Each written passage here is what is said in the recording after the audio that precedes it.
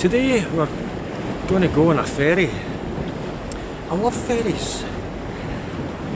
I would quite happily embark on a voyage on a ferry that did nothing more taxing than bounce me up and down in a few waves before returning whence it came.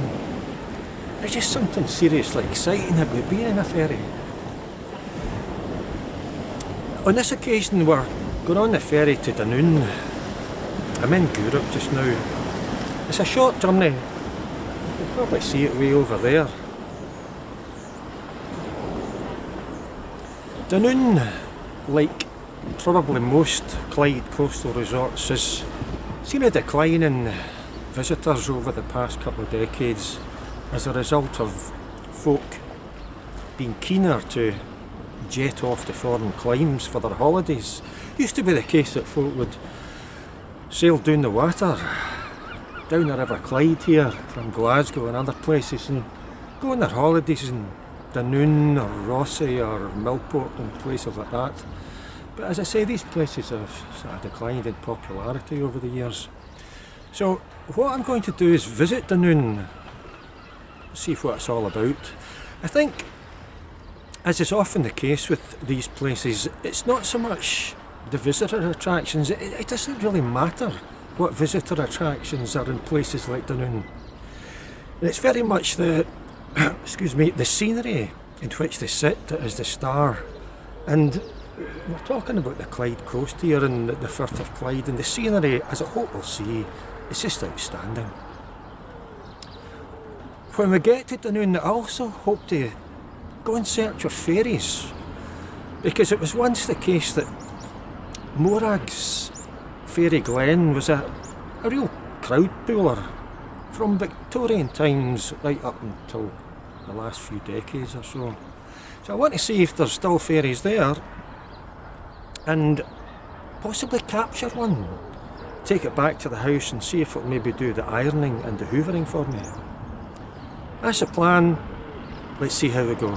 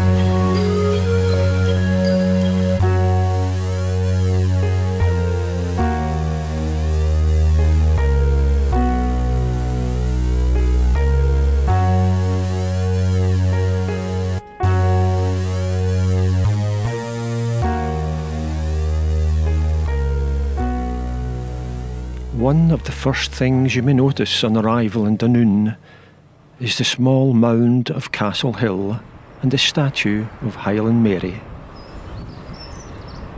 It's a rather curious little hill on which there was once a castle or tower, no trace of which now remains bar a stone or two. But today's visitor cannot help but be drawn to the old buildings on the disused pier. The pier is said to be a rare and exceptional example of a 19th century timber pile ferry and steamer pier.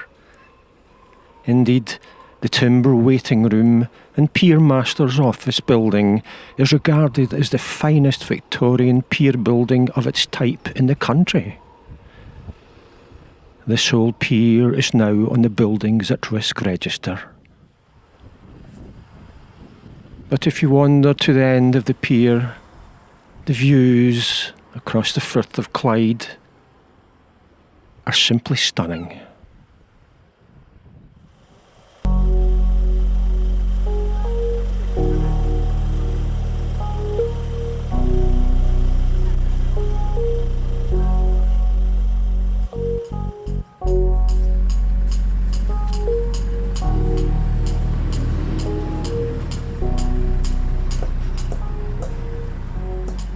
In the town centre itself, the Tourist Information Office is now shut, perhaps echoing Dunoon's decline in popularity as a tourist destination, which is a great shame, as I always found it to be a most agreeable, helpful and crucial stop during any visit to the area.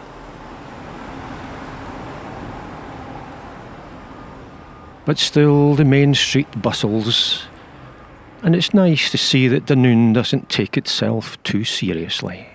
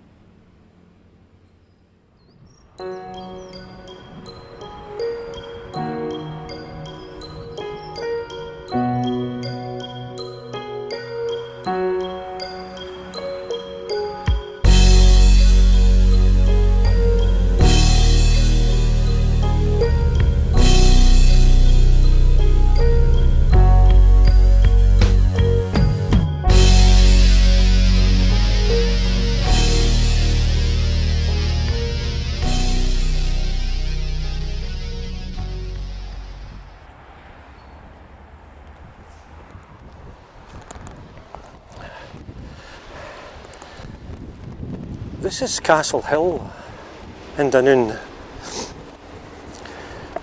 There used to be a castle on top of this little hill long time ago, and essentially nothing remains of it bar a few stones, some of them still in situ by the looks of it there, for example. But it's important to come up onto this little hill because it offers wonderful views of all of Dunoon. You can see back to Gourock, which is where we've come from in the ferry, and it offers you just a view over what seems like the whole of the Clyde coast. It's just pretty awesome, you know. Just below this hill, just down there, is a statue of Highland Mary. Mary Campbell was born in 1763 near Dunoon. As a teenager she left and moved to Ayrshire. I think she was under employment as a nursemaid or something like that. And she met the poet Robert Burns, who promptly fell madly in love with her. They both may have planned to move to Jamaica, but unfortunately before this could happen, Mary died, and Burns was obviously gutted by such a thing. He wrote a song called The Highland Lassio, and I'm just going to read you a verse. She has my heart, she had my hand, by secret troth and honour's band, till the mortal stroke shall lay me low. I'm thine, my Highland Lassio.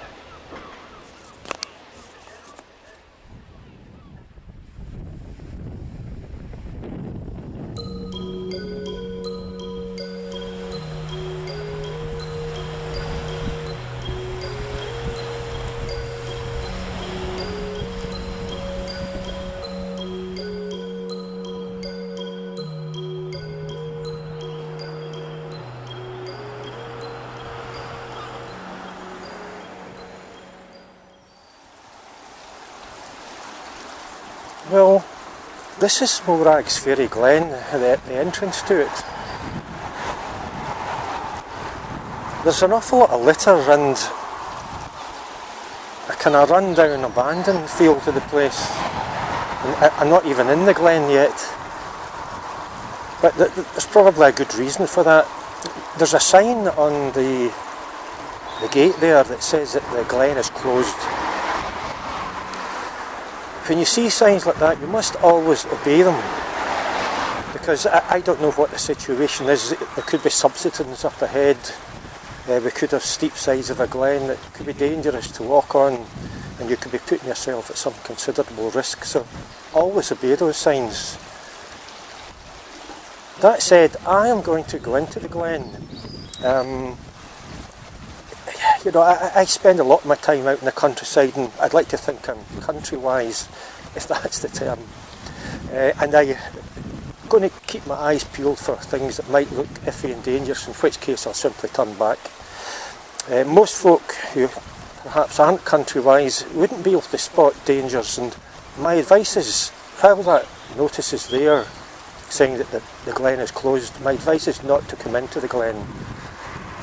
But as I say, I'm going to go in and I'll be careful as to what I'm doing. But I mean, the bottom line is that we're here to find fairies. So, without further ado, let's go fairy hunting.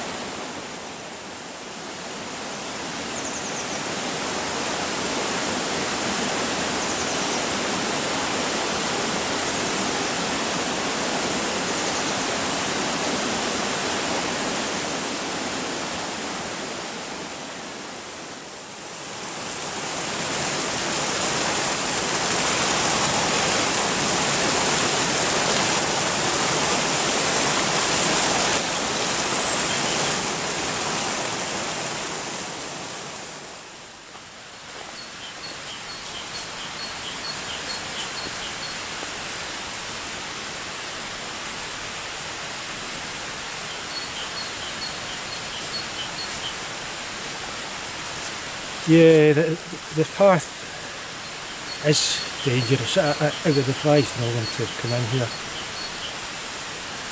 Even as somebody like myself who's very much used to the great outdoors can see that there's kind of landslip and what have you in various areas. Just over there, there's large chunks of the land have kind of fallen down. So you could be in some danger if you came in here, so don't come in. I haven't seen any fairies yet.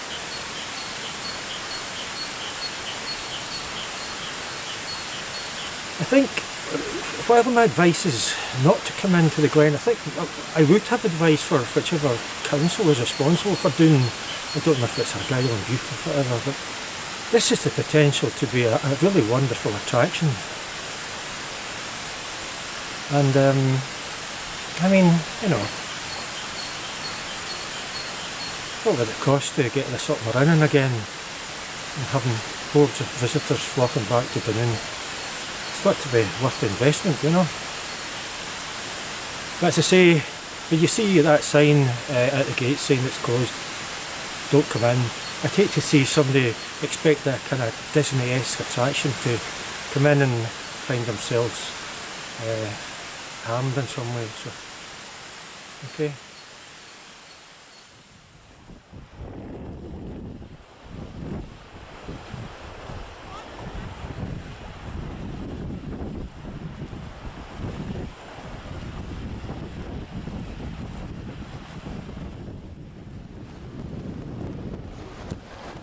Well, that was Dunoon. We're back at Castle Hill there. As I hope I've been able to show you, places like Dunoon don't need all singing, all dancing tourist attractions like castles and what have you. Because all they need is the scenery in which they sit the land or the seascape. And for me, it's that would make me come back to Dunoon again and again and again. I'm Eddie Burns. I hope you enjoyed it. It's goodbye from me, and it's goodbye from George.